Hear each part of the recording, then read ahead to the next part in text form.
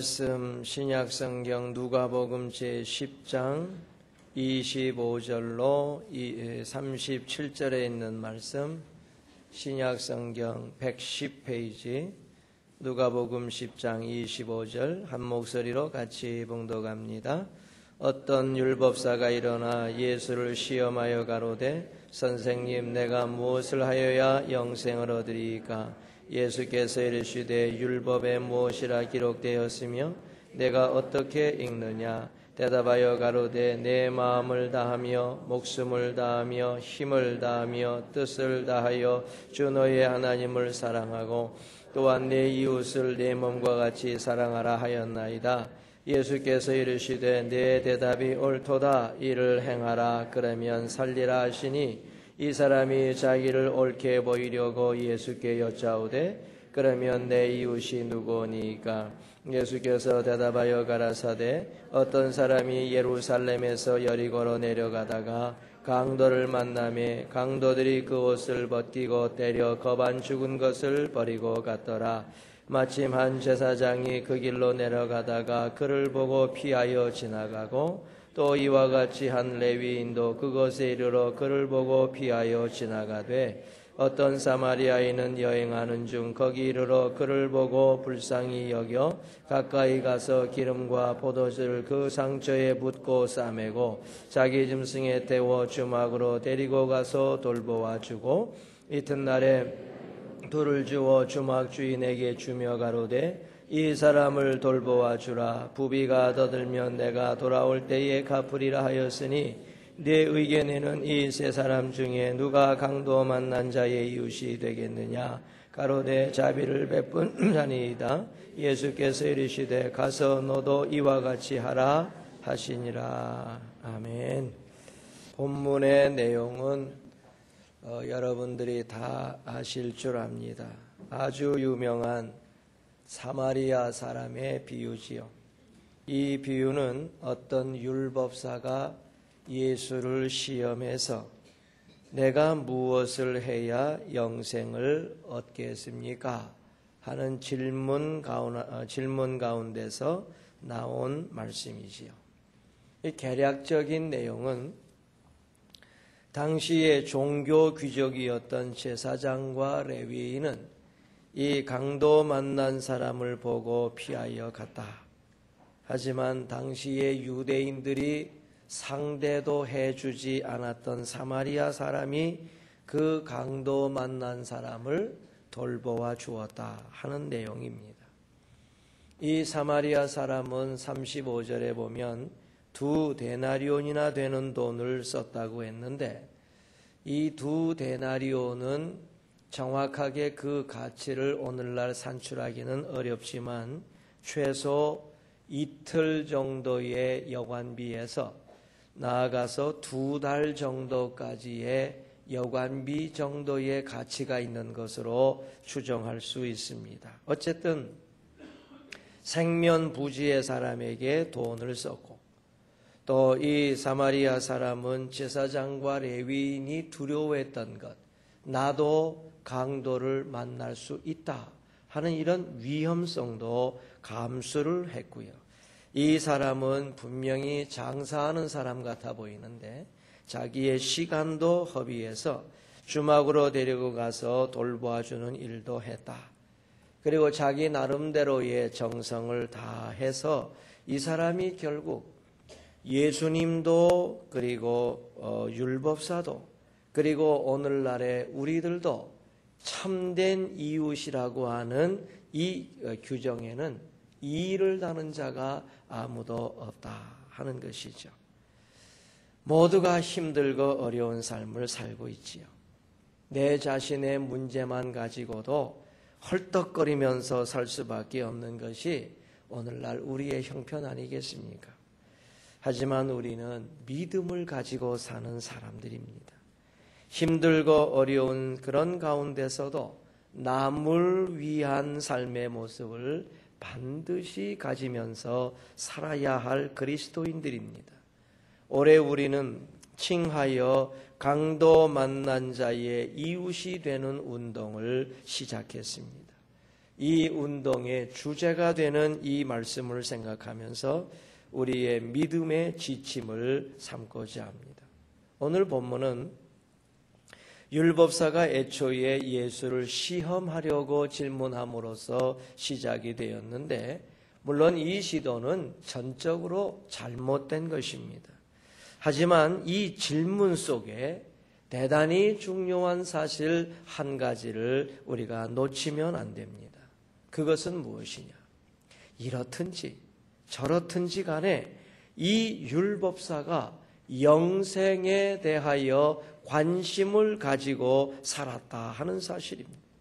그러므로 예수는 이 율법사를 결코 비난하지 아니하셨습니다. 단지 저가 잘못된 생각을 가지고 있는 것을 스스로 깨달을 수 있도록 사랑으로서 인자함으로써 그를 이끌어 주시고 결국 그의 생각과 사상과 믿음이 잘못되었다는 것을 고쳐주셨습니다.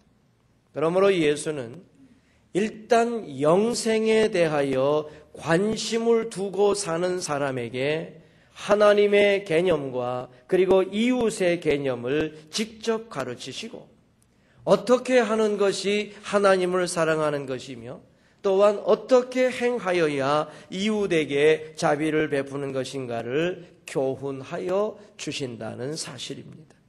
그래서 여러분들이 저와 여러분들은 그나마 영생에 대하여 관심이 있고 나아가서 영생을 소유하는 분이라고 확신할 때에 우리 주님이 여러분들에게 하나님의 사랑과 이웃 사랑의 방법을 가르쳐 주시고자 한다는 것입니다.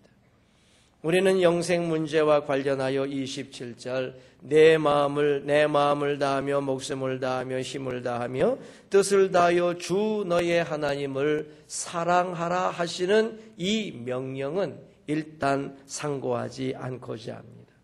단지 이웃을 사랑하는 문제를 가지고 우리가 생각하면서 우리의 믿음의 지표를 삼아보고자 합니다. 첫째, 우리 성도들은 이웃에 대한 정확한 개념을 가진 성도들이 되어야 됩니다. 27절 말미에 또한 내 이웃을 내 몸과 같이 사랑하라 하고 교훈하셨습니다. 이때에 이 사람들은 나의 이웃, 내 이웃이 누구인가를 묻고 있다는 것입니다.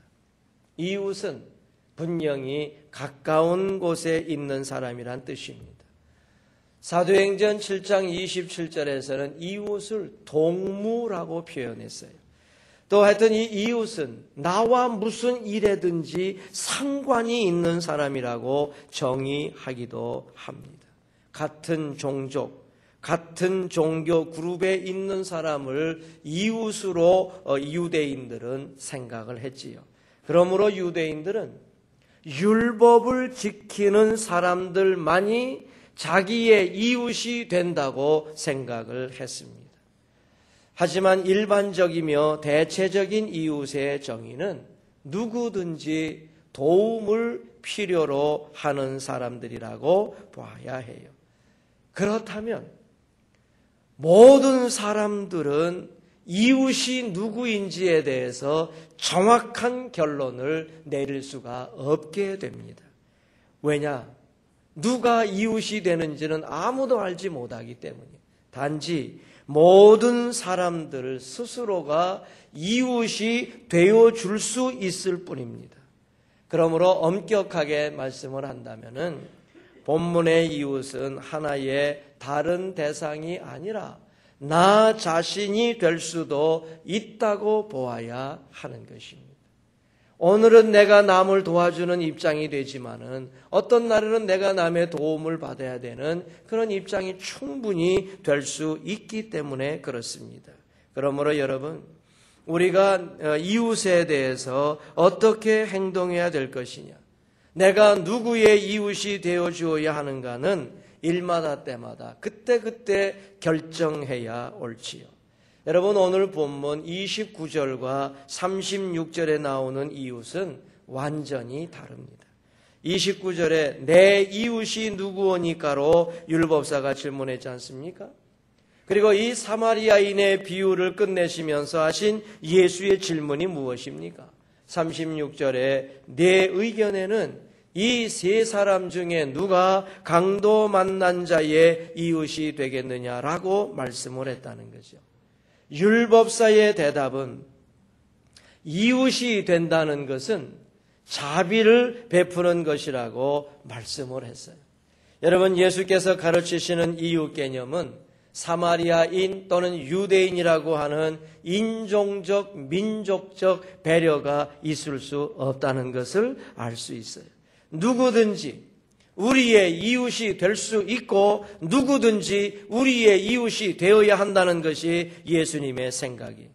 유대인들은요, 유대인이 아닌 외국 사람으로부터 또는 다른 종교를 가진 사람으로부터 어떤 사랑의 행위도 받지 않도록 어려서부터 교육을 받고 자랐습니다. 하지만은 자비를 주거나 받는 일에 여러분, 민족이 장벽이 될 수 있습니까? 인종이 장벽이 될 수 있습니까? 그 무엇이 여러분 장벽이 될 수 있겠습니까? 그래도 괜찮은 사람들은 나의 이웃을 찾는 거예요. 그래가지고요, 나의 주변에 내가 좀 도와주려고 막 찾아보는데 내 주변에 여러분 괜찮게 사는 사람 주변에 어려운 이웃이 보입니까? 안 보여요. 그러니까 찾아봤는데 이웃이 없으니까 내 이웃은 없습니다. 이렇게 결정을 짓지요. 그리고 이웃이 없기 때문에 나는 돌보지 않은 것뿐이라고 말하면서 전혀 죄책감을 가지지 않는다는 거예요. 여러분, 이것이 나의 이웃에 대한 결정적인 결함입니다. 잘 사는 사람 주변에 어려운 사람이 없어요. 그 사람 옆에 가면 상처받고 이러니까 안 가죠. 아무리 봐도 없지. 그러나 여러분, 주님의 질문에는 대단히 중요한 교훈이 있습니다.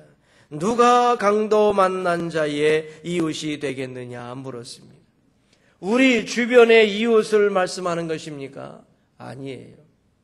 오히려 강도 만난 자를 찾아내서라도 그의 이웃이 되어주라는 주님의 말씀이죠. 종종 우리는 그 뉴스를 통해서 보면 큰 그룹의 회장님들이나 또는 고위직 정치인들이 소위 쪽방동네나 달동네를 찾아보고 이렇게 사는 줄 몰라. 이러니까 우리가 어떻게든지 좀 잘해줘야 되겠다고 하는 소감문이 발표되는 것을 보지요. 그 사람들은요, 찾아보는 것이고요. 쪽방동네 사람들은 그렇게 사는 거예요. 여러분, 찾아보는 것 가지고 이웃이 될 수가 없는 거예요. 살고 있는 사람처럼 우리가 마음을 낮추어서 그들의 도움이 되어야 그의 이웃이 될 수 있는 것 아니겠습니까? 누가 이웃이 될 수 있겠습니까? 보고 불쌍히 여겨 도와주고자 하는 자, 그리고 자비를 베풀 대상을 찾아가는 자가 이웃이 되는 것이죠. 여러분, 기꺼이 이런 이웃이 되어주는 성도가 이 가운데 많이 나와야 돼요. 누가 강도 만난 자 같은 이웃이냐를 찾아낼 수 있는 안목이 있어야 돼요.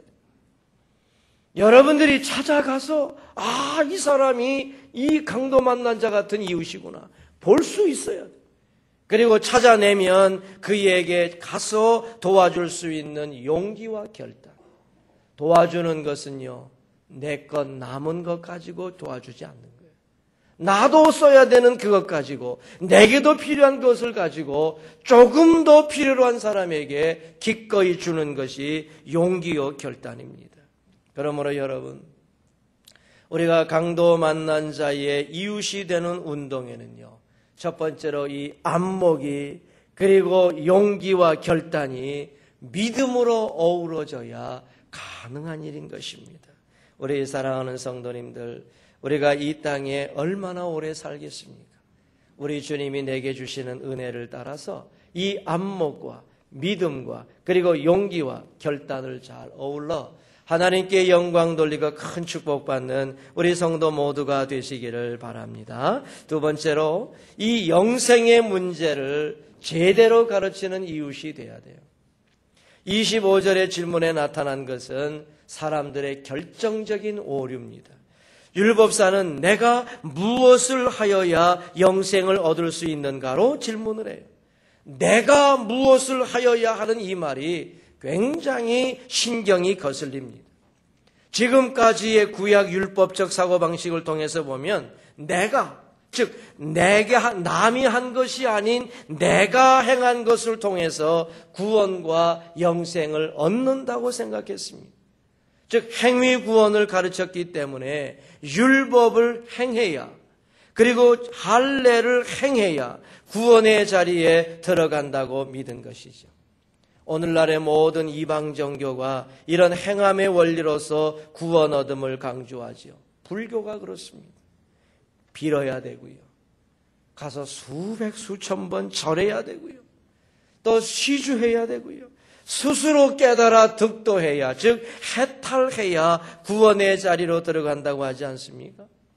심지어 로마 천주교에서도 이런 교리가 나타나는데, 로마 천주교에서는 예수로만 구원 얻는 게 아니에요. 적당한 행위적 공로가 있어야 완벽한 구원을 얻는다고 가르치지 않습니까?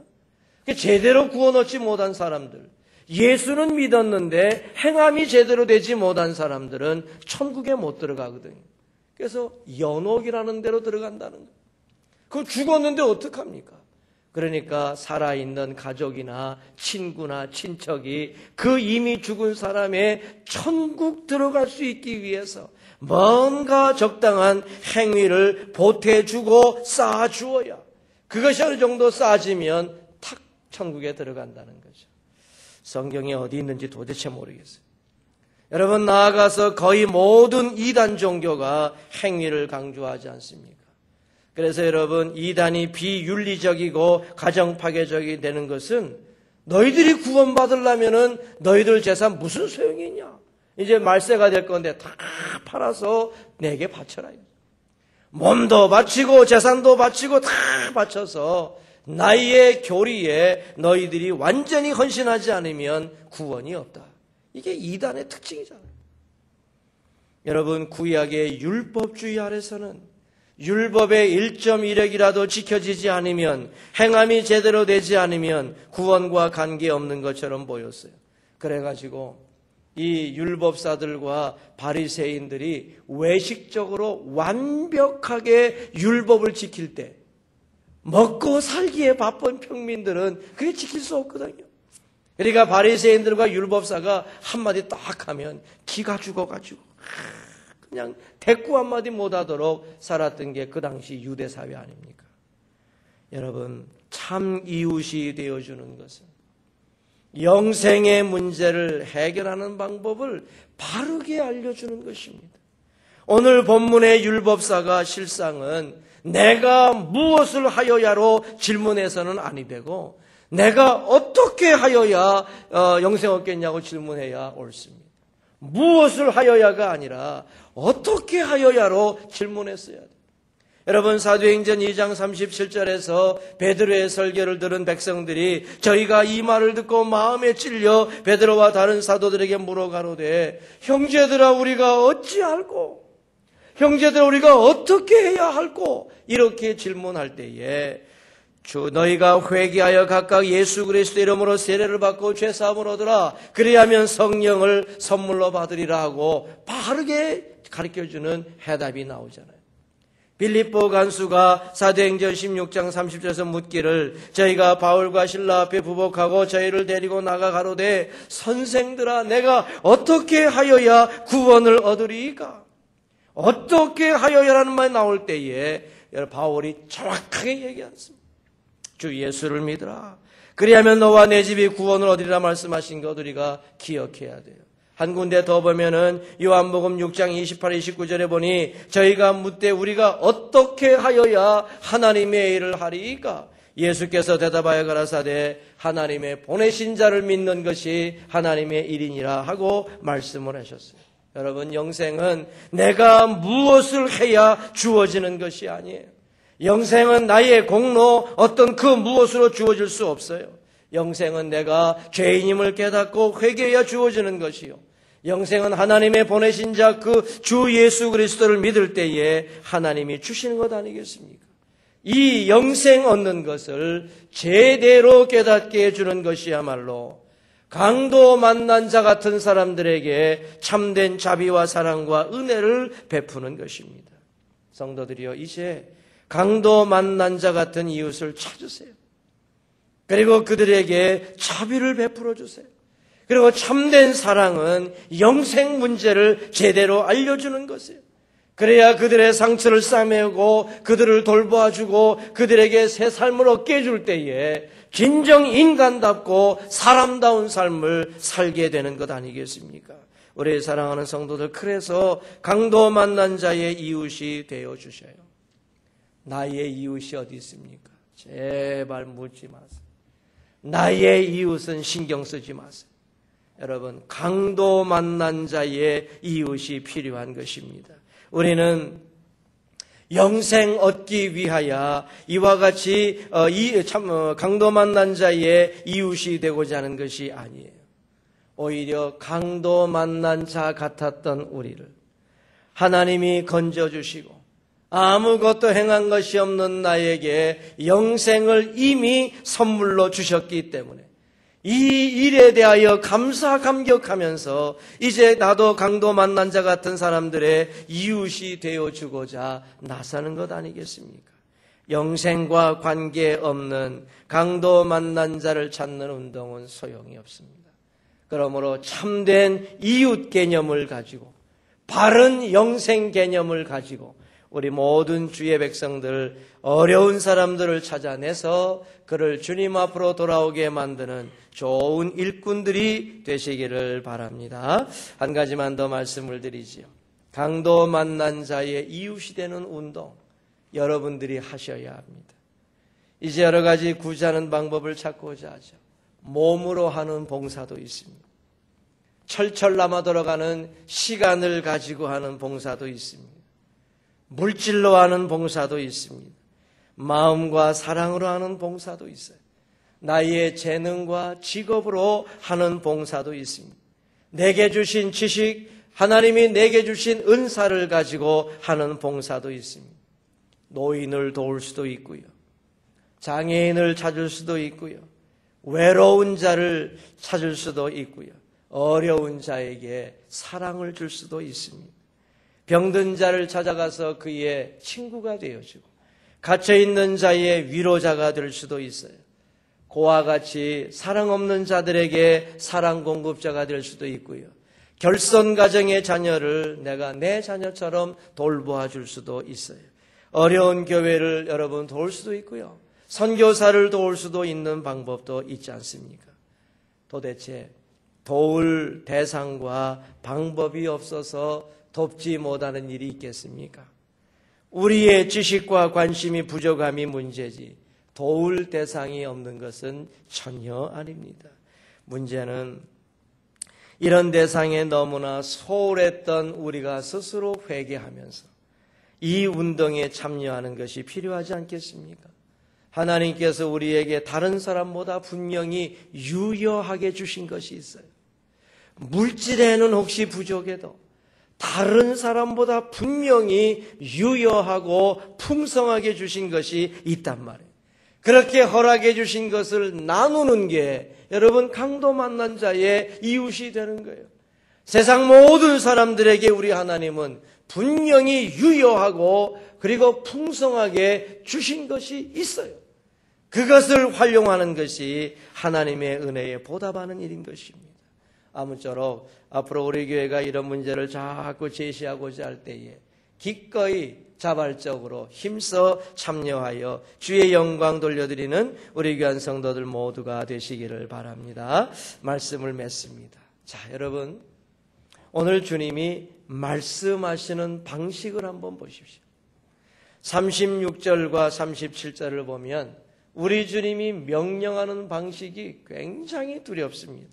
자, 내 의견에는 이 세 사람 중에 누가 강도 만난 자의 이웃이 되겠느냐? 가로되 자비를 베푼 자니이다. 예수께서 이르시되 가서 너도 이와 같이 하라 하시니라 말씀했습니다.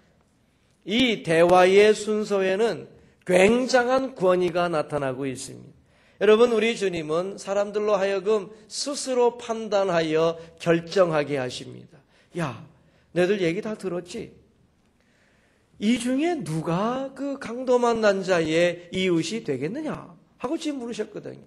그랬더니 율법사가 자비를 베푼 사람입니다. 이 대답을 했지 않습니까? 주님이 대답을 강요한 거 아니에요. 레위인이지.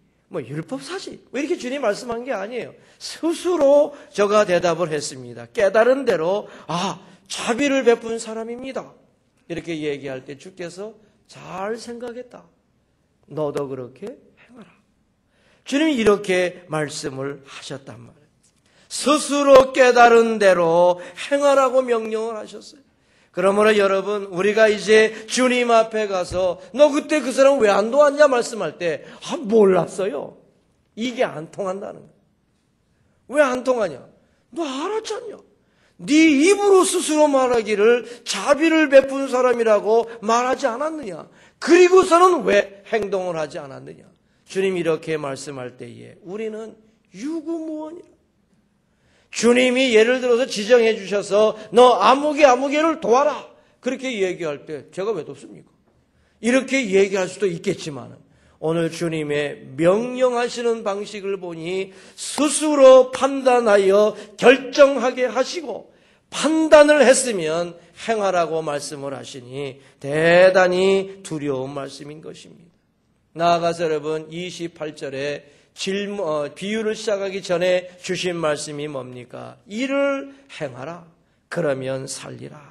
이렇게 말씀을 하셨으니 여러분, 강도 만난 자의 이웃이 되는 문제는 우리가 구제하고 축복을 받는 이런 문제가 아니라 우리의 생사와 관계되는 문제라는 것을 말씀해 주셨어요. 이를 행하라. 그러면 살리라. 뒤집어서 얘기하면은 이를 행하지 아니하면 너는 죽음이다. 그러므로 여러분, 이 문제는 생사와 직결된다는 것을 기억해 주시죠. 러시아의 위대한 문어였던 톨스토이 작품 가운데 나오는 재미난 얘기죠.